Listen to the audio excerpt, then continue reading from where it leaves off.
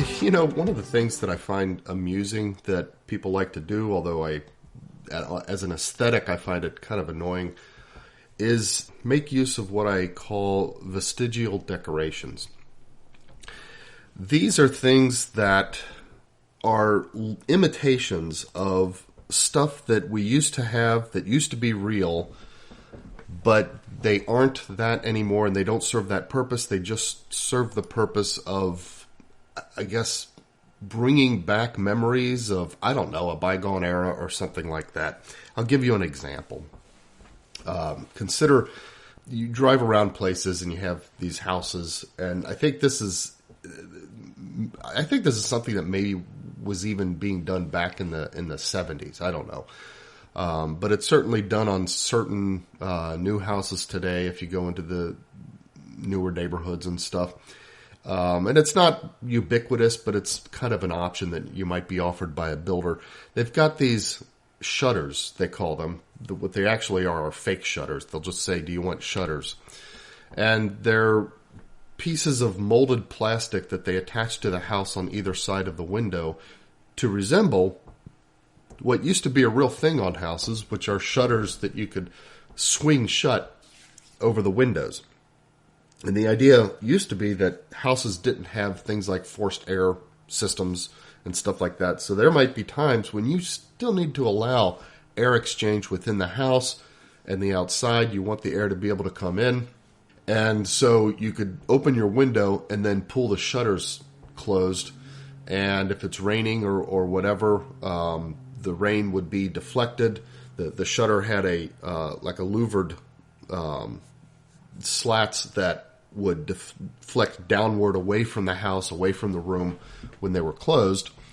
And so any rain would hit those and fall away from the house, but you could still get air into the house and that sort of thing.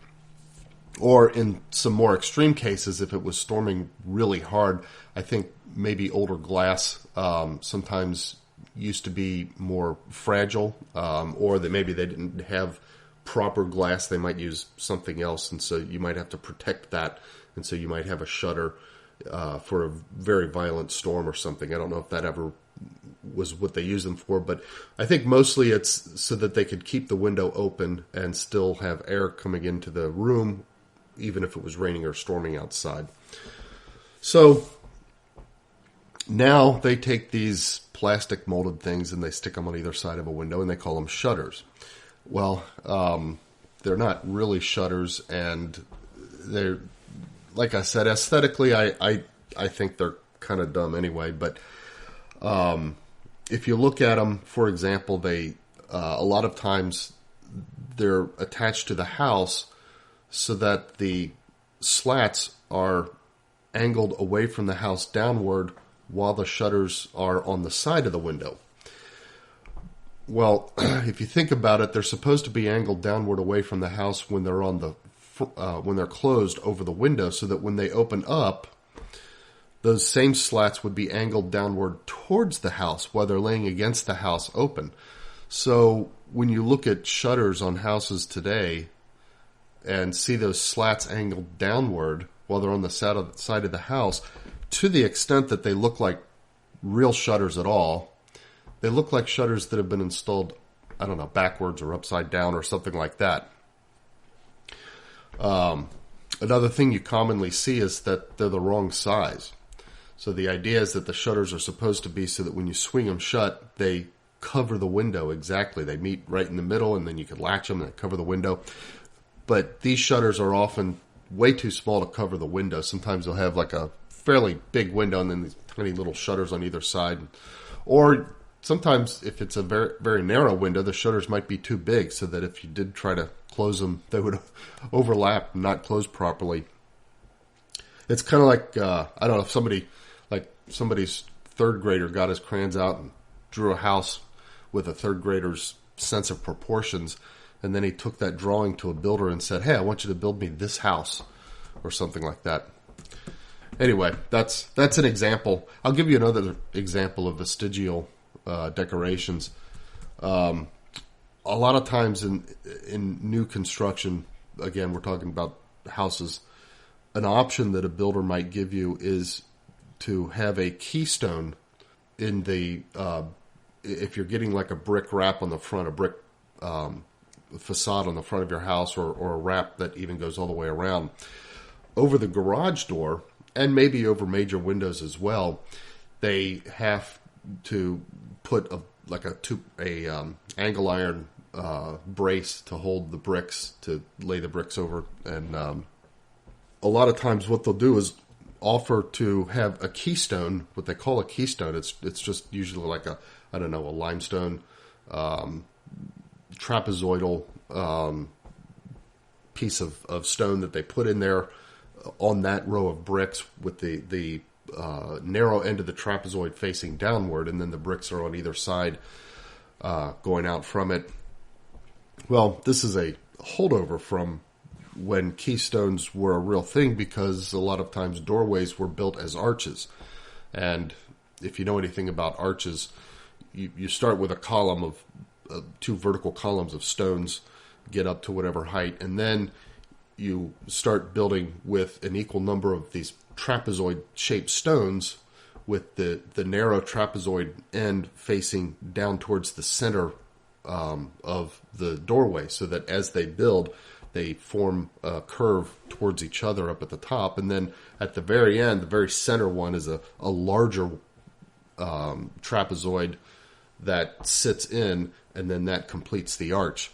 And once that arch is completed, it can bear whatever load you put on top of it, because the whole load is distributed down through those stones into the vertical columns. And so the arch itself will hold to whatever weight is capable of crumbling the stones. It's the arch isn't going to give away mechanistically. So anyway, now I guess people, I don't know, they find it cute or quaint, or cute because it's quaint or something like that, to take a keystone and stick it in a horizontal row of bricks over a doorway or over a window. Again, aesthetically, I think it's kind of dumb looking myself, but it's something that people like to do. It's kind of amusing that they like to do that. Hey, yeah, let's pretend that this horizontal row of bricks is actually an arch, and we'll put a keystone in it. Let's pretend that we like to have our windows open during the rain and put shutters on either side or something. And even inside the house, you find things like this. For example, clocks these days might have pendula. Well, it used to be that clocks had real pendula, that a clock would have a pendulum that swung back and forth, and the pendulum itself was a long pole with a medallion or some kind of weight on the end. A lot of times that was adjustable, so that the clockmaker, in terms of height, so the clockmaker could set it just right, because the length of the pendulum has to do with the length of time that it takes for the swing back and forth. And the clockmaker would have to adjust that to get it so that each swing back and forth was exactly 1 second or something like that, whatever it is that the clock was tuned to. And then at the top, the pendulum was mechanistically connected to gears and ratchets that released a coiled spring into the motion of the hands, so that the clock would tell time. And every night or every week or something like that, you'd have to go in and rewind it with a key, and that would just coil the spring back up. Or sometimes, like if you've ever seen one of these old, you might be able to get one of these still. I think it's illegal in Germany to produce them in the traditional style that has the hunting guns, but they're called hunter clocks, and they used to have two guns across the top, but they're kind of very decorative cuckoo clocks, actually. And every hour a bird would, come out and cuckoo. But those also had pendula. Usually that was a little bit of a shorter pendulum that swung back and forth, but instead of a coiled spring, they would have a couple of weights on chains. And so every day or every other day or whatever it's made for, you would have to grab the chains and pull them, and pull the empty part of the chain so that the weights rose back up to the top, and then the weights provided the energy to keep the clock moving. But anyway, now you can go buy a pendulum clock, and you can spend a lot of money on one if you want. Like if you go to some of these places that do the engraved gifts and stuff like that, you might get an engraved gift that is a pendulum clock, and it's supposed to look real special and expensive. But it's not a pendulum clock at all. In fact, it's a standard electric clock that you stick a battery in, and then it tells time using, whatever quartz timer or something like that. And then separately behind it, often in another compartment that you have to stick a second battery in, is a thing that drives a pendulum. It might be a swinging back and forth pendulum, or sometimes they have those clocks that are in those glass domes, and the pendulum, instead of swinging back and forth, it's like a spindle that comes down, and then there's like 4 balls or something, and it'll spin one direction and then slow and then turn and spin the other direction. Those are the same ideas, and those are reminiscent of the ways that real pendulum clocks once were created. But now they take, I guess I can see why they do it. People like it for some reason. I find that interesting. But they can take maybe $10 worth of parts and slap those together and put an engraving on it and sell it for, I don't know, $160 maybe. And then somebody thinks they've gotten a really nice gift. Whereas if you wanted to build a real pendulum clock and set up a manufacturing line and have all the parts and the mechanisms, it'll probably cost at least $80, maybe $150 per clock. And then obviously you're not going to be able to sell those for $120 and make any profit.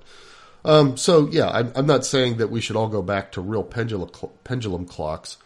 But why have a pendulum that does nothing? In fact, it does the opposite of what the pendulum was supposed to do, because the pendulum was supposed to release energy and provide the momentum to keep the clock going. Now, all the pendulum does is suck additional energy from an additional battery just to look, like I said, whatever it is it's supposed to look like, quaint or whatever. I don't know. So, vestigial decorations. It's like, I'm thinking, what if I wanted to build a house and instead of a peaked roof where you've got a ridge down along the center, and then the roof slopes maybe towards the front and towards the back, and then you have, of course, a gutter on each side, catch rainwater running off the roof. So let's say I have a roof that is like high in the front and then it slopes towards the back. So it's flat, but it slopes towards the back, high in the front, low in the back.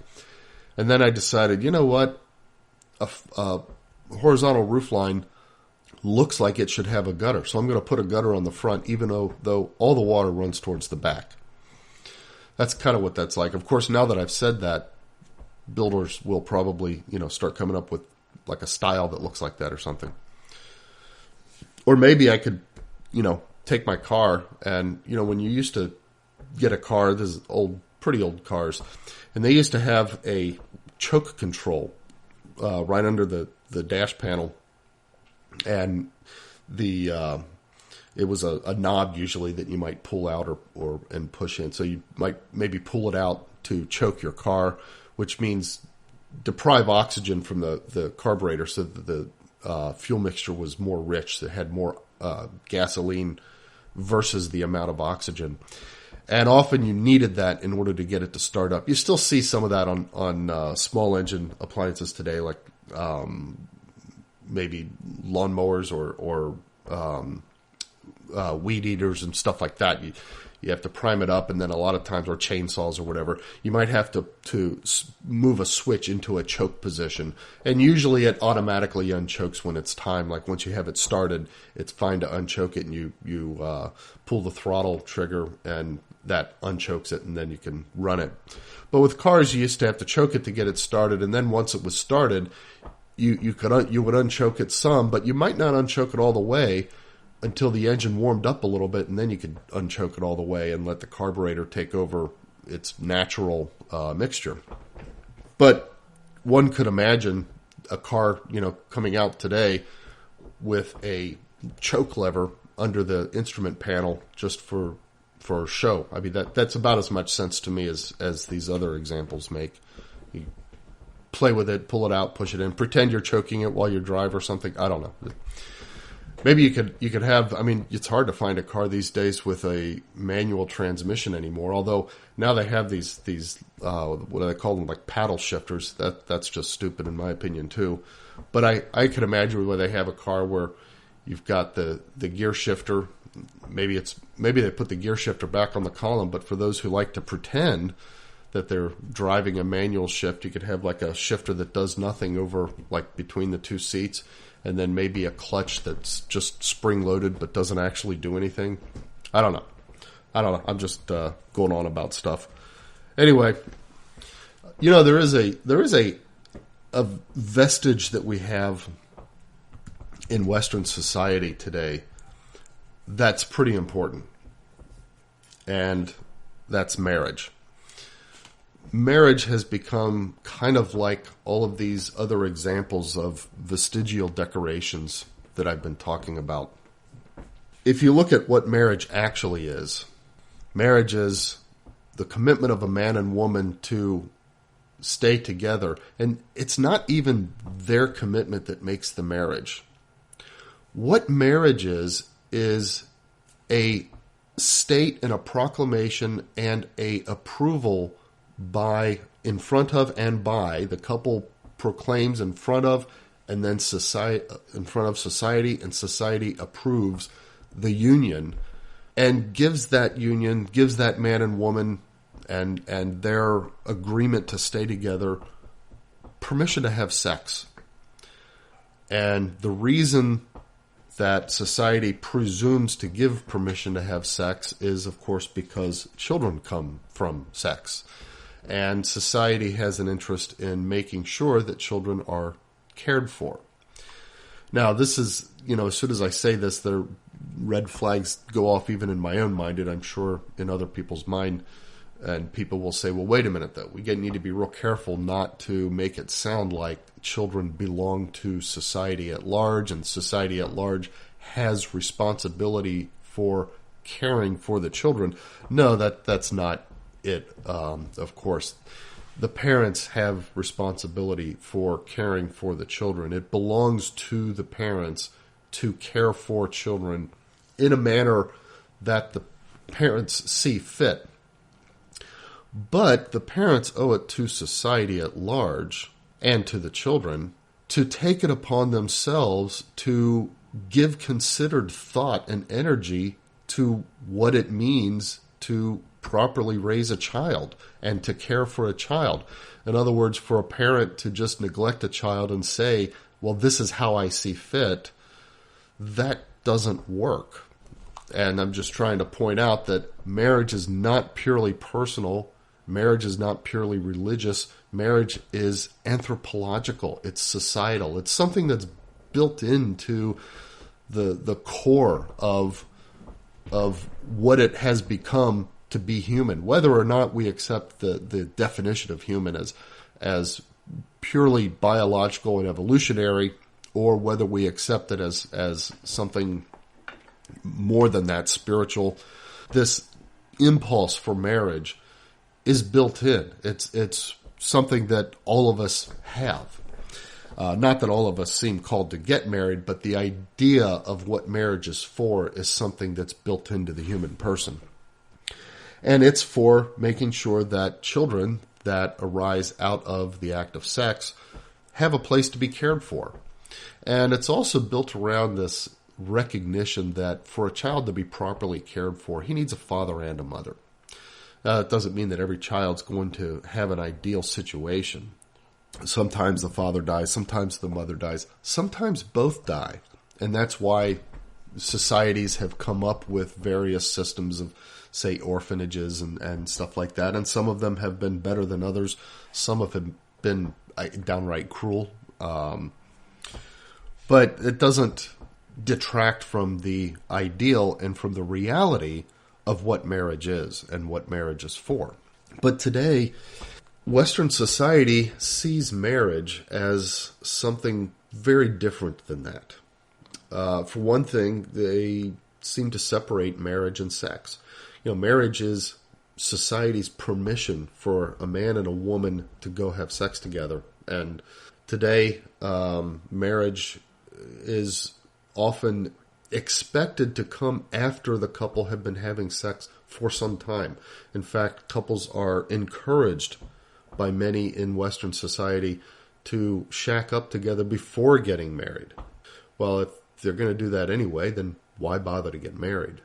Or there's a sort of culture out there right now of sort of playing the field. A lot of times you'll even see it in movies and stuff. Somebody else, a woman will be talking to her friend about a guy that she's dating or whatever, and they'll show that as an expected part of their dating life, they go to bed together. One will stay over the other's house or whatever and stuff. And she'll be talking to her friend, and her friend will say something like, "Do you love him?" And then she'll have to think about that. Well, it's almost like being portrayed as normal, and I don't know whether this is something that is sort of deliberate through some kind of agenda, say on Hollywood's part, to portray this as normal, to try to get us into the mindset of the vestigial decoration, to get us to see the fake shutters on the house as normal.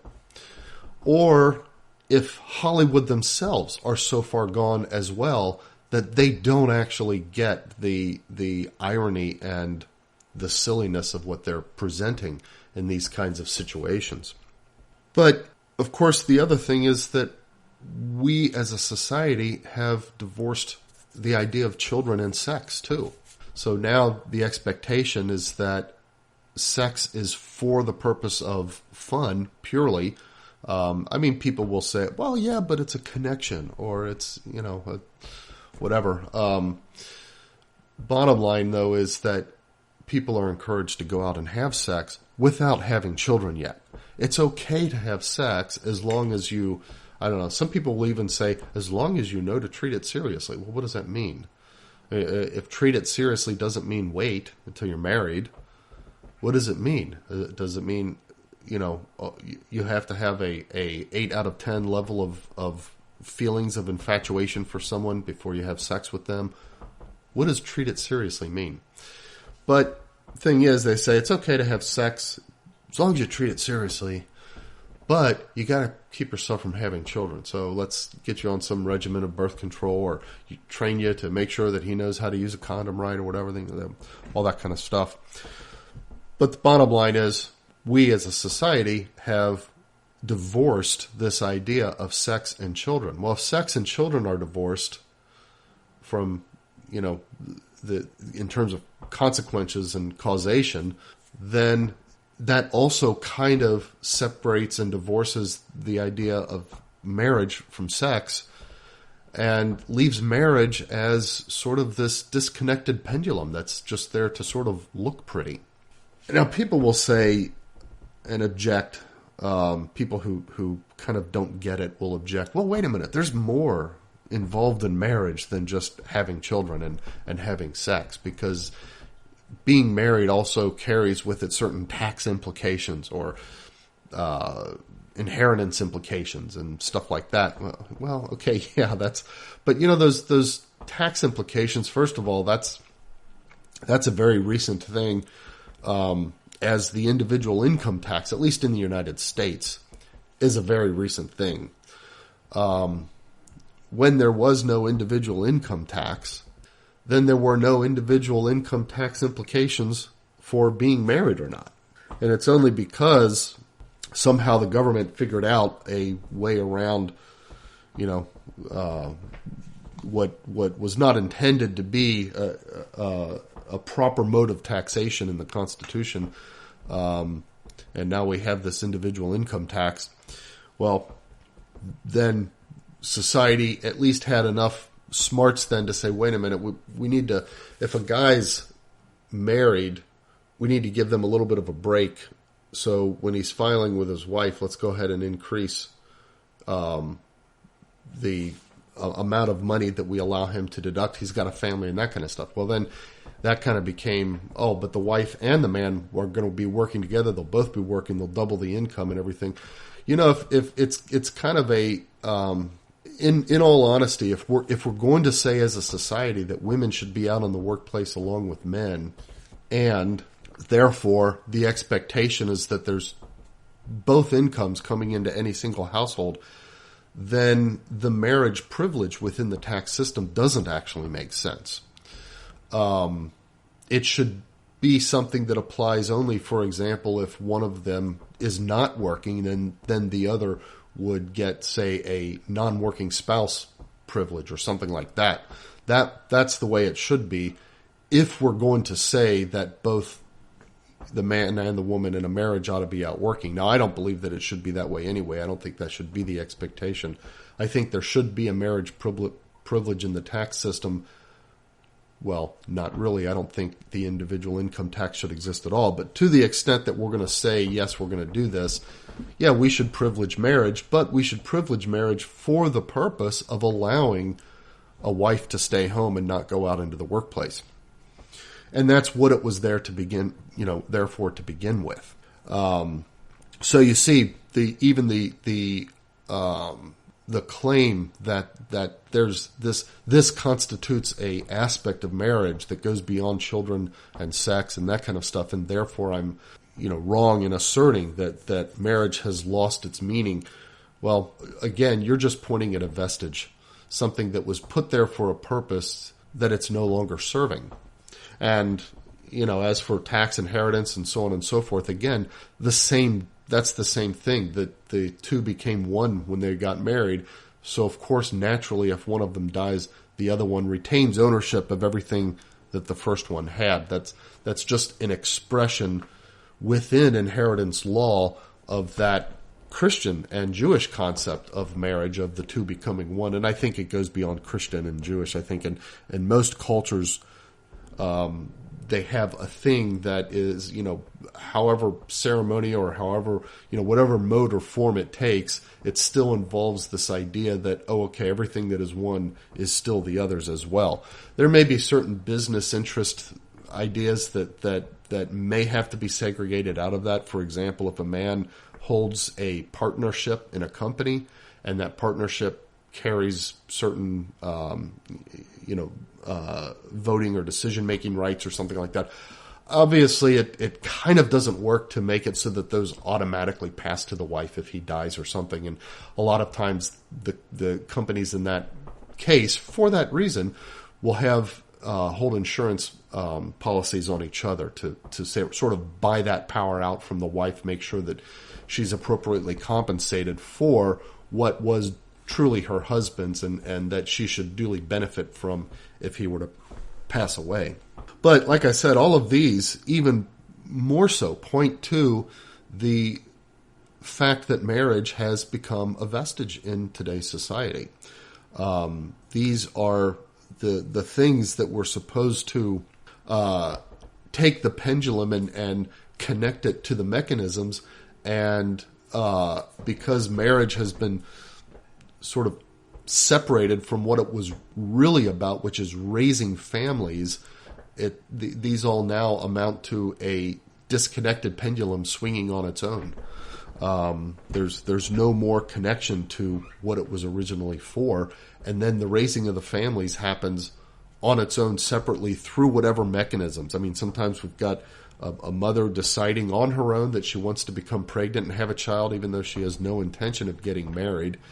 Well, honestly, we've done the research. We have scads of knowledge that I think society refuses to acknowledge about children and what it takes to properly raise children. Now, I don't mean that every single child who doesn't have this is going to turn into some kind of monster or some kind of societal waste or something like that. But and I don't even mean to imply then that there's some kind of loss of dignity and preciousness in terms of human life. But my point is, yes, I know that children who are orphans have risen above that and made something great of themselves, great in terms of becoming a saint, or great in terms of doing something, building a big company or something like that. Yes, I know this happens. That's because the human spirit is so deep and wonderful as created by God. But nonetheless, we have loads of research that tell us that the way to raise a child is with a mother and a father, and hopefully other children too. I think children with brothers and sisters tend to end up doing better and being better at being persons, being people, being real people, than kids who grow up as a single child. And again, not in every case, right? I'm just saying that statistically, as a generalization, I think we know this to be the case. But more than anything, you need a mother and a father, and every child deserves to at least be intended towards having a mother and a father. I don't mean that there's like some like if a child's out there, somebody's obliged to go get married in order to become a mother and father and adopt that child maybe, or something like that. It's kind of one of those things. It's funny when you talk about rights. I'm going to digress here a little bit. You say that somebody has a right to something. Well, then often you have to think back and say, do they really? If somebody has a right to something, then who has the obligation to provide that right? Right? It's like this is a common thing in the argument over the ban of smoking in public places, which came into place not too many years ago in Ohio. Used to be that you go into a restaurant and you could smoke, and restaurants they have for a while did the thing where they forced them to have the smoking section and the non-smoking section. And some restaurants would be non-smoking and some restaurants would be smoking, and they would, you could pick which restaurant you went to. But then Ohio came down with the law and said, okay, no more smoking inside public places. The exception would be if it was like a bar where you prohibited people under 21 or something like that from entering, then you could have smoking inside. But one of the things that was commonly said in those arguments, and I always was against such laws just on grounds of property rights and the rights that go along with proprietorship and stuff like that. It's like, hey, if it's my restaurant, I should get to decide whether or not people can smoke in it. And if you don't like my policy, you don't have to eat at my restaurant. Well, people would say, but I have a right to go out and eat at a restaurant without smoke being in the air from other smokers around me. It's like, oh, you have a right to go out and eat at a restaurant? Is that true? Whose obligation is it to build and run that restaurant for you to exercise your right to go out and eat at it? It's nobody's. Therefore, you don't have a right to go out and eat at a restaurant, let alone eat at a restaurant without smoke being in the air. It's a phantom right. People say that they have rights to things like that all the time that they don't actually have rights to. Well, in this case, I'm saying, yeah, a child has a right to a mother and a father. And by that, I don't mean that given the child, there's somebody who has an obligation to go be the mother and father if that child has lost his own. But what I am saying is this, that the people who bring that child into existence have the obligation to that child of intending to be that child's mother and father. And for someone to bring a child into existence, to purposely bring them into existence, and to intend to raise them in a situation without a mother or a father, that's just child abuse. From the get-go, that is to de facto place that child into an abusive situation from the moment they're born. To intentionally do that. Now, of course, we divorce child rearing from marriage. We divorce child bearing from sex. In fact, it's even gotten so bad that now we have where you can have children. We had the whole contraception thing. You can have sex without having kids. Well, now you can have kids without having sex too. We've got the in vitro fertilization thing. You create little babies and then implant them in a woman who wants to have a baby. You've got artificial insemination, and instead of having sex with a man, you just have somebody, take a, I don't know, turkey baster. I don't know. I don't know how it's done. I don't really want to know how it's done. But point is, we have separated children and sex and marriage, children and marriage. These three were supposed to all go together. These three were supposed to be the interior mechanistic linkage of the clock that drove society. And that's why this is such a critical thing, because the family unit is the driver of society. We can't have long-term a sustainable society without a healthy family unit, and we don't have a healthy family unit unless those three things, marriage, children, and sex because children, are linked together. As soon as we start pulling those apart, letting them all happen outside of contexts of each other, without each other, whatever, we lose our driving force in society. And something will fill that void.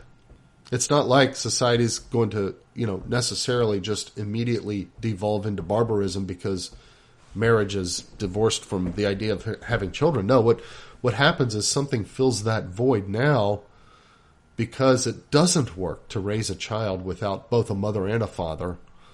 Other mechanisms step in to take over that. That's, we have an extreme statism with regards to raising children. Children's rearing is becoming more and more micromanaged by the state. I mean, look at all the craziness that we've seen in public schools. Of course, people are starting to wake up to it now, and there's becoming a backlash, and parents are getting back to being involved. But that's there to fill that void that parents didn't want to be parents. They didn't want to be there to raise their children. That's not why they got married. The children was a separate decision. Hey, let's get married. Okay, great. Now we're married, we're going around having fun, touring the world, whatever. Should we have kids someday? When that's how children are treated with regards to marriage, it's like, okay, yeah, let's have a child. It's like the child himself has become a decoration to the marriage instead of the point of the marriage. The child is now the vestige, the pendulum that's not really connected to the clock. And of course, with that attitude towards children, the parents aren't going to do what they should be doing to raise them. And so the state is going to step in. And we see that. And we'll see it more and more as the state regulates various kinds of human interactions and human transactions. We see, a vast increase of state, and when I say state in America, I often mean federal government. But also in European countries, I'm sure this is happening too. I've heard, nightmares about how onerous and micromanagerial about its rules the European Union is and stuff like that. I'd hate to live in Europe.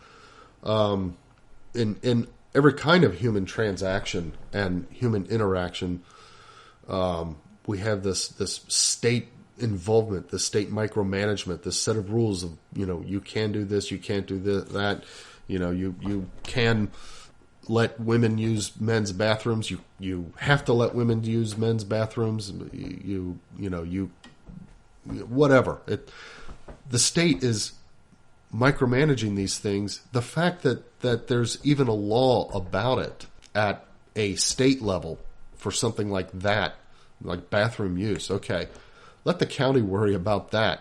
Let the local community worry about that. Let the owner of the store worry about that. If the guy who owns the store says, yeah, use whatever bathroom you want, and people don't like it, they won't shop at his store. It's handled at a local level. And then if he decides, you know what, that was a dumb decision, he can go back. You don't need to have state policies and laws about stuff like that. But, again, people have lost the ability to see the family as the driving unit of society. We've divorced this three-part thing that goes together. Mom and dad, their permission to get together and do the act that creates children, and their commitment to those children to stay together as a couple and raise those children, divorcing all of those from each other. Children without sex, sex without children, marriage without children, children without marriage, marriage without sex, sex without marriage. That's what's going to create this void that allows a very dystopian style micromanagerial statist type existence. And then from there, it's going to devolve into some kind of barbarism at some point. That's the kind of thing, that's the kind of top-heavy system that can't exist forever. So, I don't know. I don't know what the trajectory is going to be that things take. I don't know if there's going to be a recovery of the sense of this stuff through some miracle, and maybe we get back to what's real, reconnect the pendulum to the clock, whatever. I mean, right now you say, hey, I know, we don't need it to be a mother and a father. We can have two mothers or two fathers, as long as they commit to staying together, and then they can adopt a child or, have a child or whatever, not between each other, obviously. That doesn't work. And say, okay, that child's taken care of. That's like saying, hey, I want to leave my window open during the storm. I don't want the rain to come in, but I want the air to still be able to come in. Oh, okay, I know. Let's take a couple of plastic moldings and slap them on the side of your house on either side of your window. Now you're good. Leave your window open. That's kind of what that's like. Some people may wake up at some point. Maybe we'll figure it out, get back to doing it right. I don't know. But in the meantime, things could get pretty ugly. We'll see. Well, that's about all my thoughts on the matter. And thank you for being with me. And like I said, next week we'll get back to dissecting Desiderio Desideravi. Have a nice day, everyone. And as always, circle the beads. Come on, baby girl, baby girl.